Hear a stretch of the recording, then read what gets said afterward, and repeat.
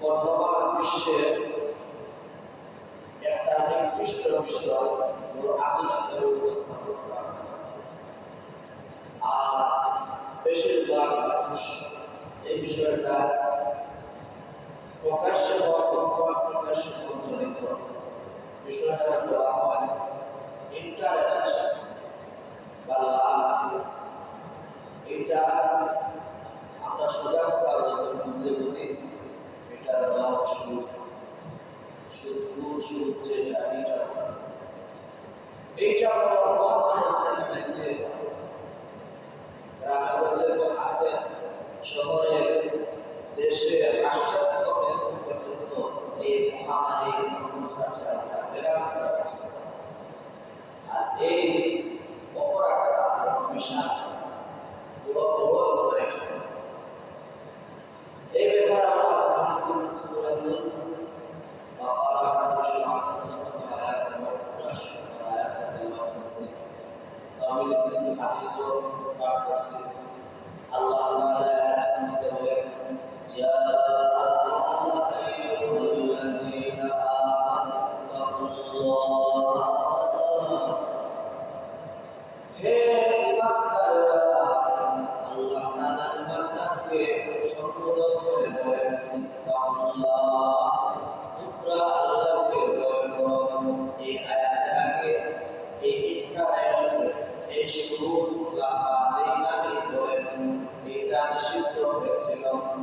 কিন্তু এর পরবর্তীতে এই আয়াতটা নাযিল হয়েছিল এক ঘটনার পরিপ্রেক্ষিতে।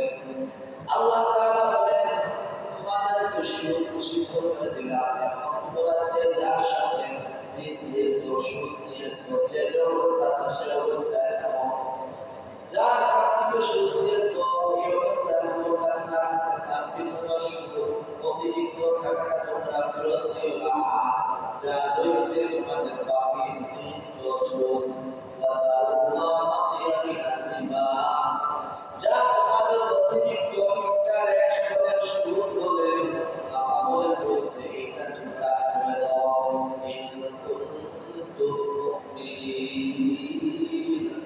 যদি তোমরা সত্যিকারে মুমিন হয়ে থাকো, আল্লাহর উপরে ঈমান আনো, তাহলে নিশ্চয় আল্লাহকে ভয় করার কথা, আল্লাহর এই নিষেধ মানার কথা তোমাদের। তোমরা এই নিষেধ মানো। এই আয়াতটা নাযিল হয়েছিল দুই ব্যক্তির ব্যাপারে। সকিফ গোত্রের ব্যক্তি বনি আমর ইবনে উমাইয়া যায়েদ এবং আরেক ব্যক্তি হলো মাসউদ গোত্রের মুগিরা। এই দুই ব্যক্তি আমর ইবনে উমাইয়া যায়েদ এই মুগিরার কাছে আগের জাহিলি জমানার যে সময় সুদ হারাম হয়েছিল না, তারা পরস্পরের সুদের ব্যবসা করত, লেনদেন করত। আর এই সুদটা রয়ে গেছিল কোরআনের যে আয়াত নাযিল হয়েছে সুদ নিষিদ্ধ তার ব্যাপারে। আমর ইবনে যায়েদ এই মুগিরার কাছে দাবি করছিল যে আমার পিছনের যে সুদের টাকা বাকি ছিল এটা পরিশোধ করে নাও। কিন্তু সেই মুগিরা বলে যে আমরা মুসলমান হয়ে গেছি, ইমানদার হয়ে গেছি, এখন সুদ নিষিদ্ধ হয়ে গেছে, তোমার আর বাকি সুদের টাকা যা আমার কাছে আছে আর এটা তোমাকে ফেরত দিতে পারবো না, যেহেতু আমরা মুসলমান ইমানদার হয়ে গেছি। কিন্তু আবু আমের মানে না, বড় আমের মানতেছে না। পরবর্তী পর্যায়ে তাদের কথা কাটিয়ে এক পর্যায়ে তাদের মধ্যে ঝগড়া লেগে গেল। ঝগড়া লাগার পরিপ্রেক্ষিতে কাকা ছিলেন হযরত আত্তাব ইবনে সাঈদ রাদিয়াল্লাহু তাআলা আনহু। উনার কাছে এই ফিতনা খবর ছিল। উনি লিখিতভাবে হুজুর সাল্লাল্লাহু আলাইহি ওয়াসাল্লামের কাছে এদের এই ঝগড়ার বিষয়টা পাঠাইলেন। যার পরিপ্রেক্ষিতে আয়াতটা নাযিল হলো। আল্লাহ তাআলা বললেন, হে ঈমানদারেরা, তোমরা এখন মুসলমান হয়ে গেছো, এখন আর তোমরা যার যার কাছে যেটুকু সুদ পাওয়া রয়েছে, আপনার কাছে যা রয়েছে তাও দিও না, শুধুমাত্র মূলধনটা তুমি তোমার নিয়ে আসো, যদি তোমরা প্রকৃত মুমিন হয়ে থাকো। পরবর্তী আয়াতের মধ্যে আল্লাহ তাআলা বলেন, যদি তোমরা না মানো, আল্লাহ তাফআলু ফাযালু বিহারবিন মিনাল্লাহি ওয়া রাসূলিহি, যদি তোমরা আমার আদেশকে না মানো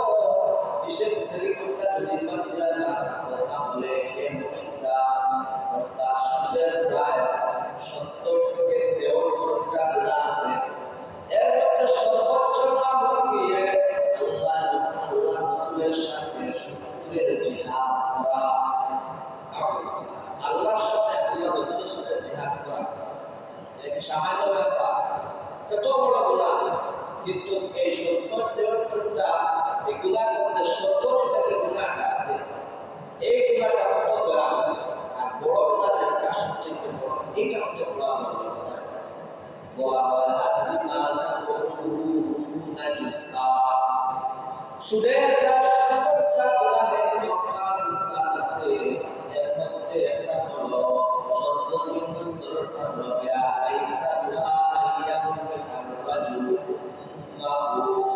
সর্বনিম্ন স্তরের সুদের গুনাহ হলো গিয়ে যে ব্যক্তি সুদ খায় তার মায়ের সাথে জিনা করে যে পরিমাণ গুনাহ হয় সে পরিমাণ গুনাহগার হবে সেই ব্যক্তি। নাউযুবিল্লাহ। হুজুর সাল্লাল্লাহু আলাইহি ওয়াসাল্লামের দরবারে সাহাবায়ে কেরাম বসা ছিলেন। তারা বললেন, ইয়া রাসূলুল্লাহ, কয়বার জিনা গুনাহ হবে?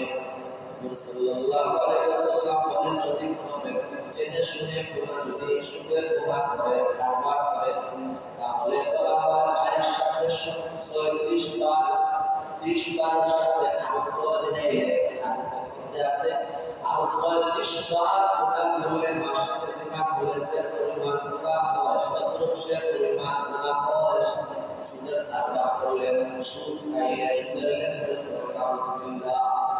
এজন্য আপনারা আছেন, বাবা সন্তান যারা আছেন, ভাইয়ের ছোট ভাইয়েরা যারা আছেন, আপনাদের যে অভিভাবক যিনি আছেন, পরিবারের ভরণ পোষণ দেওয়ার জন্য, পরিবারের বিলাসিতা করার জন্য দেখা যাচ্ছে সুদের কাছ থেকে সুদের ব্যবসা করতে আছে, সুদ আনতেছে, কিন্তু যে সুদ করে সুদ খায় সুদের তার গুনাহ সেরকম নয়।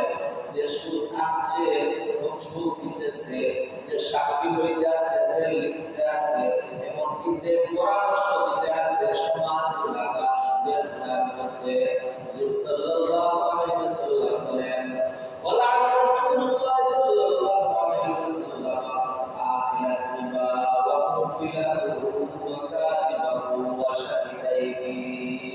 সুদের গুনাহের মধ্যে, সুদের লেনদেনের মধ্যে যে সুদ খায়, যে তাকে সুদ দেয়, যে লিখিয়া দেয়, তার নবীর মাধ্যমে লিখিয়া দেয়, কাগজের মধ্যে চুক্তিপত্র লিখিয়া দেয়, আর যারা সাক্ষী হয় এই লেনদেনের মধ্যে, অথবা যার পরামর্শ পূর্ব থেকে আপনি এই সুদের লেনদেনের মধ্যে, এই ইন্টারেস্টের মুনাফার লেনদেনের মধ্যে আপনি জড়িত হয়েছেন, তার সমান গুনাহের গুনাহগার হবে। জেনে শুনে এই যে আমি আলোচনা করতে আছি, আপনারা শুনতে আছেন, শুধু আপনারা আজকে শুনে জানতেছেন সুদের গুনাহ সর্বনিম্ন গুনাহ, এত বড় গুনাহ, মায়ের সাথে জিনা করার সমান গুনাহ। দুইটা আজকে থেকে নয়, আমাদের কোন সমাজের মানুষ জানে না যে সুদ করা, সুদ খাওয়া গুনাহ নাকি। এই হাদিসটা পর্যন্ত জানে, মায়ের সাথে জিনা করার সমান সুদ খাওয়া, এটাও জানে।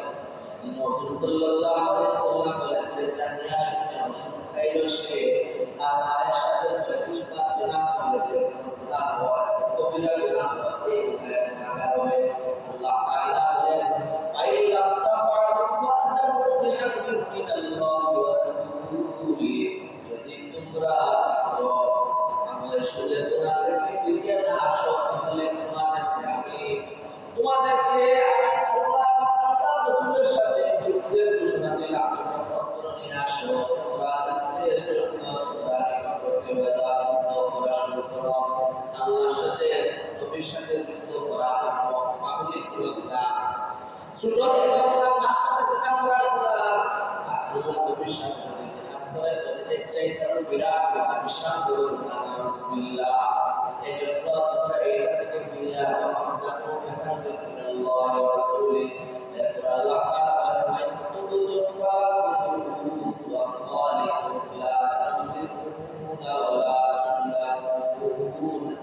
যদি তোমরা তওবা করে এই লাইন থেকে, এই লেনদেন থেকে, এই ব্যবসা থেকে ফিরে আসো, তোমাদের যে অবস্থায় রয়েছে, তোমাদের মূলধনটা তোমরা ফিরে নিয়ে আসবে। তোমরা অতিরিক্ত মূলধনের বাইরে আসবে না। ওয়ালা তুজলামু, যে তোমাদের ঋণ নিচ্ছে, যে পরিমাণ ঋণ নিচ্ছে, এই ঋণটা তুমি সেই পরিমাণ দিবে, কম দিবে না, তোমাকে কম দাম করে যদি তওবা করে ফিরে আসো। আল্লাহ তাআলা বলেন যে সুদ করে যদি ঋণগ্রস্ত ব্যক্তির সাথে কিরকম ব্যবহার করতে হবে, এই ব্যাপারে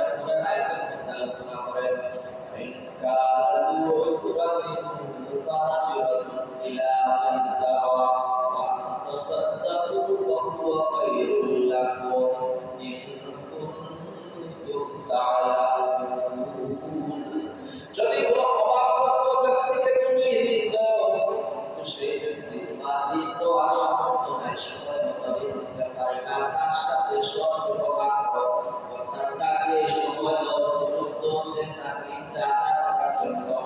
এভাবে আল্লাহ হাবিব সাল্লাল্লাহু আলাইহি ওয়াসাল্লাম বলেন, যদি আপনি এই ঋণগ্রস্ত ব্যক্তিকে ঋণদাতা ব্যক্তিকে সময় সুযোগ দেন, টাইমের ভিতরে দেন না, তাহলে আল্লাহ হাবিব সাল্লাল্লাহু আলাইহি ওয়াসাল্লাম বলেন, আনজারা মুসিরান আও ওয়াদাআহু আলাইহি, যদি কোনো ব্যক্তি ঋণগ্রস্ত ব্যক্তিকে ঋণগত ব্যক্তিকে যদি সময় সুযোগ দেয়, সেই অসচ্ছল ব্যক্তিকে তার ঋণ পরিশোধ করার জন্য, অথবা তার ঋণ শেষে ব্যক্তিকে মাফ করিয়ে দেন,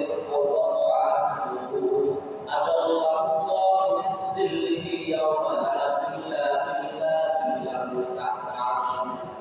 হুজুর সাল্লাল্লাহু আলাইহি ওয়াসাল্লাম বলেন, যদি তাকে ঋণ আদায় করার সময় যদি সময়মতো দিলে তাহলে ভালো, দিতে না পারেন তাহলে তার সাথে সুন্দর আচরণ করো, তার সময় বাড়িয়ে দেওয়া। বললেন 1 মাসের ভিতরে দিবে, 1 মাসের ভিতরে যদি সে ব্যক্তি না দিতে পারে, তারপরে 15 দিন বা 1 মাস পরে দিন ভাই আপনি আপনাদের সুবিধা হবে, আমার বন্ধুরা শুনে দিয়ে দিবেন, আমাকে সুদ দেওয়া লাগবে না। এরকম আচরণ করেন যদি, হুজুর সাল্লাল্লাহু আলাইহি ওয়াসাল্লাম বলেন, এই ব্যক্তিকে ময়দানে মাহশরে আল্লাহ তাআলা যেদিন সূর্যটা আমাদের মাথার উপরে থাকবে, আমাদের থেকে কোটি কোটি গুণ পৃথিবী থেকে উপরে সেই সূর্য আছে, সূর্য শুক্র দিন শীতকালে যে সময় সূর্যের নিচে দাঁড়ায় শীত লাগে, এই সময় দেখার পরে দেখা যায় সূর্যের তাপের কাছে থাকা যায় না। আর বর্তমানে তো এত গরম, তীব্র গরম আছে, গরমের সময় তো এত সময় দেখা যায় না। সেই ময়দানে মাহশরের দিন রব্বুল আলামিন সূর্যকে মানুষের মাথা একেবারে উপরে নিয়ে আসবে।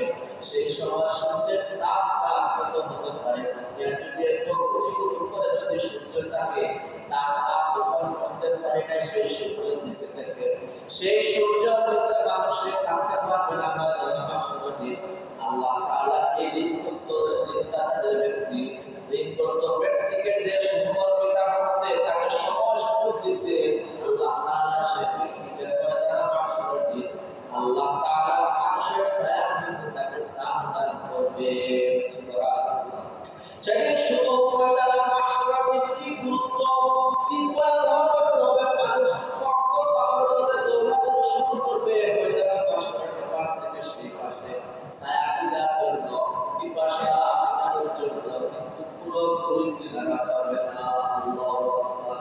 সেই ময়দানে মাহশরের দিন আল্লাহ তাআলা আরশের ছায়া দিয়েছে, এই ঋণদাতা ব্যক্তি, ভালো ঋণদাতা ব্যক্তি, সুদখোর নয়, ঋণগ্রস্ত ব্যক্তিকে সহযোগিতা করার কারণে এই ভয়াবহ সূর্যের তাপ থেকে বাঁচার জন্য আল্লাহ তাআলা আরশের ছায়া, শীতল ছায়া নিচে ব্যক্তিকে স্থান দিবে, যাতে এই ব্যক্তি আর কোনো পেরেশানি করে না।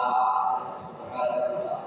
অন্য হাদিসের মধ্যে আল্লাহ হাবিব সাল্লাল্লাহু আলাইহি ওয়াসাল্লাম ফরমান, যদি কোনো ব্যক্তিকে অর্থাৎ ঋণ দিছে, অর্থাৎ 1 মাস টাইমে ঋণ দিছে, মনে করেন 1000 টাকা এই ব্যক্তিকে ঋণ দিছে 1 মাসের সময় ধরে, কিন্তু এই 1 মাসের ভিতরে সব মূলত দিছে, বাড়তি তার কাছ থেকে লেনদেন কোনো চাওয়া পাওয়া নাই, দাতা ব্যক্তি এই 1 মাস পর্যন্ত প্রতিদিন যে 1000 টাকা ধরে দিছে, 1000 টাকা আল্লাহর রাস্তায় সদকা করলে যে পরিমাণ সওয়াব, সেই ব্যক্তি 1 মাস পুরা এই 1000 প্রতিদিন সদকা করার সওয়াব পেতে পারে। সুবহানাল্লাহ।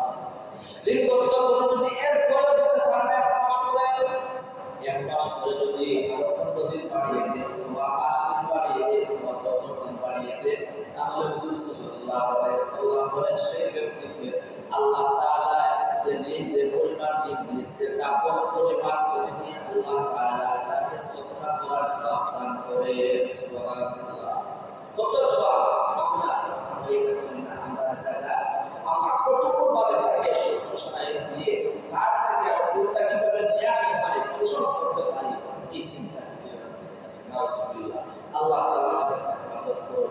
আরো ফজিলত আছে আমাদের কথা, হুজুর সাল্লাল্লাহু আলাইহি ওয়াসাল্লাম বলেন, যে ব্যক্তি তার দোয়াকে কবুল করাতে চায়, বিপদ আপদ থেকে বাঁচতে চায়, সে যেন ঋণগ্রস্ত ব্যক্তিকে সহমর্মিতা করে, অর্থাৎ তাকে সহযোগিতা করে, সুযোগ মুক্ত বিবস্তুত না দিতে পারে সহযোগিতা করবে, তাহলে তার দোয়া কবুল হবে। বুঝা গেল?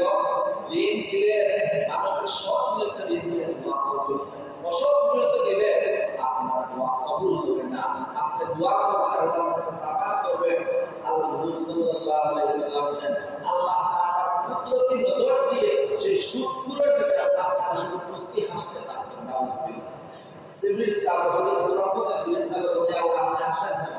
আল্লাহ তাআলা বলেন, যে বিষয় আমি নিষেধ করছি সেই হারাম বিষয় সে বক্ষণ করতে আছে, সুদ খাইতে আছে। আর সুদ নয়, আমাদের সমাজের মধ্যে আমাদের জটিল কোনো বিষয় তাহলে দেখা যায় এই বিষয়টা উদ্ধার করতে গিয়ে সরকারি উপর মহলের কাছে আমাদের সুদ দিয়ে দিতে হয়, ঘুষ দিতে হয়, এরকম অথবা মাল জুলুম করে নিয়ে আসে। এই কারণে আমাদের আমল কবুল হয় না, দোয়া কবুল হয় না। টাকার মালিক ঠিকই হয়, সুদের লেনদেনের মাধ্যমে ঠিকই টাকার মালিক হয়। হুজুর সাল্লাল্লাহু আলাইহি ওয়াসাল্লাম বলেন, যদিও উপস্থিত টাকার মালিকদের হয়ে গেছে সুদের মাধ্যমে, জুলুমের মাধ্যমে, ঘুষের মাধ্যমে, কিন্তু এগুলা পরবর্তীতে শেষমেশ হিসাবে দেখা যাবে এগুলা তোমার কোনো কাজে লাগছে না। উল্টো গরিব শোষণ করে তাকে গরিব থেকে আর গরিব বানিয়েছে, আর তুমি দরিদ্র থেকে দরিয়েছো, কিন্তু সেই দরিদ্র টাকাটা কোনো কাজে লাগতেছে না। তোমার জীবনে দর্শন আসছে, ওটা ঠিক দেখছে না, আপনার জীবনে কি বড় ব্যবহার শুরু হয়েছে, বড় রোগ শুরু হয়েছে, আইসি বেডের মধ্যে শুয়েছে, আপনার 5টা 10টা 20টা টাকা চলে গেছে, 1 মিনিট 1 ঘন্টা চলে গেছে সারা জীবনের খাবার। এই জন্য এর দ্বারা কোনো লাভ হয় না। বড় বিশাল বড় শাস্তি আছে। এই সুদ নিষিদ্ধের ব্যাপারে প্রথম আয়াত একটা আছে, আল্লাহ তাআলা বলেন, আল্লাযীনা ইয়াকুলুনা রিবা ইয়াকুলুনা ইল্লা কামা ইয়াকুলুল্লাযী ইয়াতাফাক্কারু শাইতানু মিনাল মাস। যারা সুদ খায় ময়দানে মাহশরের দিন তাদেরকে খবর পেতে এমন ভাবে উঠানো হবে যেমন দেখলে বোঝা যাবে এই সমস্ত লোককে শয়তান স্পর্শ করছে। অর্থাৎ আমাদের সমাজের কোনো মানুষকে দেখবেন জিনে ধরলে আবুল তাবুল কথাবার্তা বলে, এরকম আবুল তাবুল পাগলের মতো খবর পেতে সুদখোরেরা উঠবে। তারা বলতো জালিনা বিহান্না তাদের ব্যবহার বলা হয়, তারা দুনিয়ার নামে যে সুদের লেনদেন করতো, ইন্টারেস্টের লেনদেন করতো, মুনাফার লেনদেন করতো, বলতো যে ব্যবসাকে সুদের সাথে তারা বলতে যে সুদের মতো ব্যবসার লেনদেন।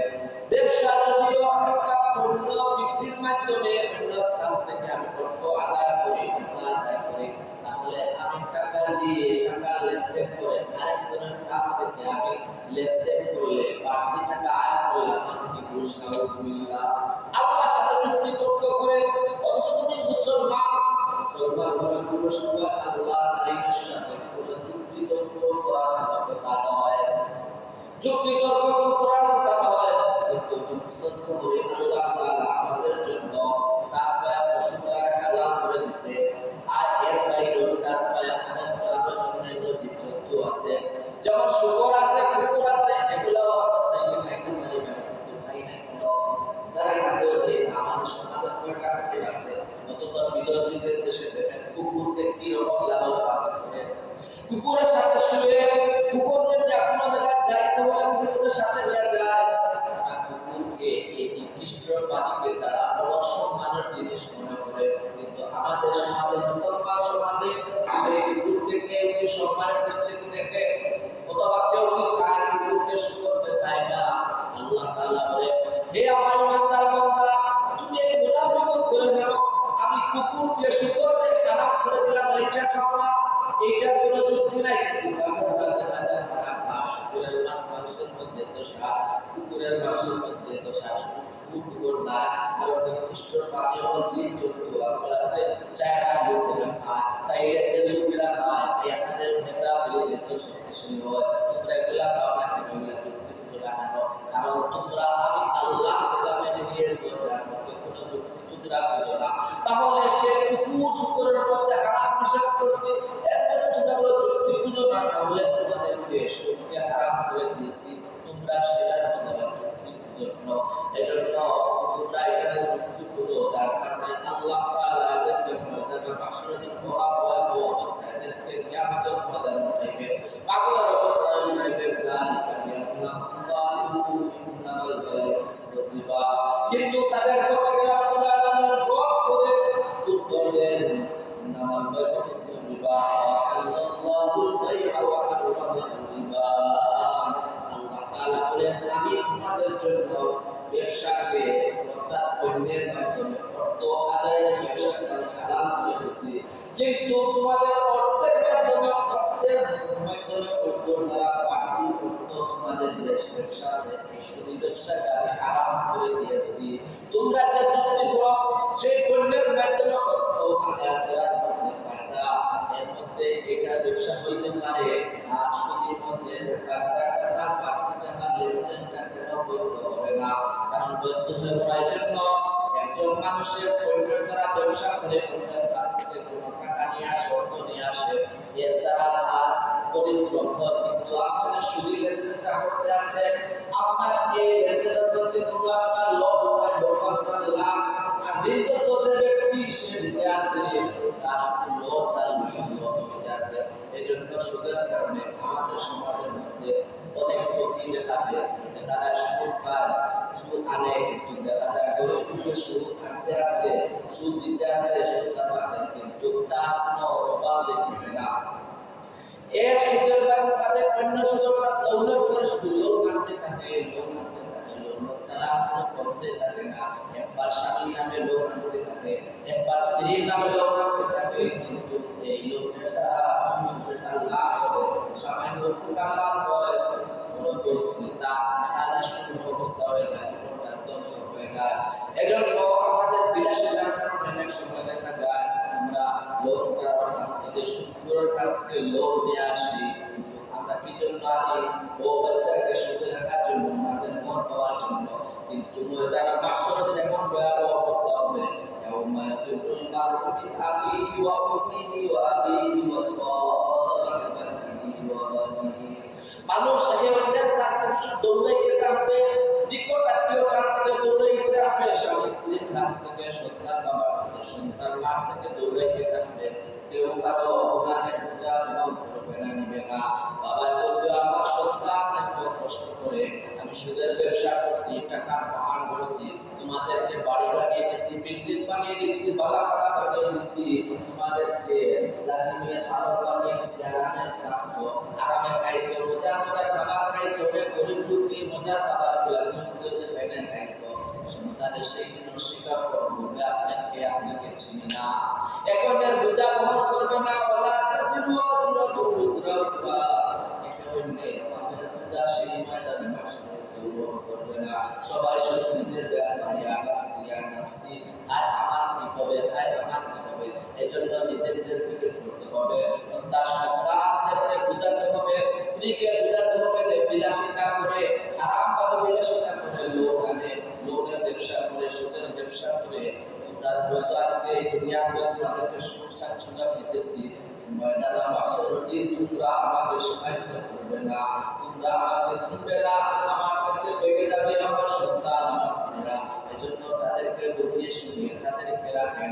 আর সন্তানেরাও, স্ত্রীরাও স্বামীকে, বাবাকে বলেন, বাবার এই ব্যবসাটাকে ঘৃণা করেন, স্বামীর ব্যবসাটাকে ঘৃণা করেন, বলেন যে স্বামী আমাদের এত বিলাসিতার প্রয়োজন নাই, এত হারাম ব্যবসার মাধ্যমে বিলাসিতার প্রয়োজন নাই। প্রয়োজন বলে আমাদের ব্যাংক চালাইয়া ওখানে যেইটা আমাদের বাইকে জুটে, রিজিকে জুটে, সেটা আমরা পাই, কিন্তু আমরা আমাদের হারামের প্রয়োজন নাই। দেখবেন যেই ব্যক্তি আপনার জন্য এত হারাম হালালের তাড়াতাড়ি না, সেই ব্যক্তি দেখবে যে তাদের জন্য আমি এতটুকু করতেছি, ওনারা এই ব্যবসাটাকে, এই হারাম আয়টাকে ঘৃণা করে, তাহলে আমি এই আয়ের মধ্যে প্রয়োজন কি? এই সুদের মধ্যে, এই ইন্টারেস্টের মধ্যে, এই মুনাফার মধ্যে আমার পড়ার প্রয়োজন কি? এই জন্য দেখবেন অটোমেটিকলি পরিবার থেকে, বাচ্চাদের সময় থেকে চাপ দিবে, তাদের অটোমেটিকলি সেই ব্যক্তি এই লেনদেন থেকে, সুদের কারবার থেকে বাহির চলে আসবে। আল্লাহ রাব্বুল আলামিন আমাদেরকে এই অসৎ উদ্দেশ্যের এই ব্যবসা থেকে বাঁচার তৌফিক দান করেন। এর দ্বারা আমাদের সমাজের মধ্যে অনেক অনৈতিক ঘটে। আমাদের দিল শক্ত হয়ে যায়, মুসলমানের মধ্যে ভাতৃত্ব থাকে না, দিল শক্ত হয়ে যায়, ধনী ঠিক রয়ে যায়, সেও পরবর্তীতে শান্তি পায় না, গরিব রয়ে যায়, তার জীবনে শান্তি হয় না। এই জন্য পারলে যে ফজিলতের দিকে তাকিয়া মুসলমানকে ঋণ দিয়ে আবার নিজের সাথে বাড়তি কোনো সন্তোষ না করি, তার সহযোগিতা করি আল্লাহকে পাওয়ার জন্য, ময়দানে মাহশর ভয়াবহ অবস্থায় আল্লাহর আরশের ছায়া পাওয়ার জন্য। আমি দান করলে বিভিন্ন সওয়াব প্রতিদিন সেই সওয়াব পাওয়ার জন্য, আমার আখিরাত পাওয়ার জন্য আমি সহযোগিতা করি। আল্লাহ তাআলা আমাদেরকে করলেন বা তৌফিক দান করেন। ওয়া আলাইনা ইল্লা বাল্লাহ।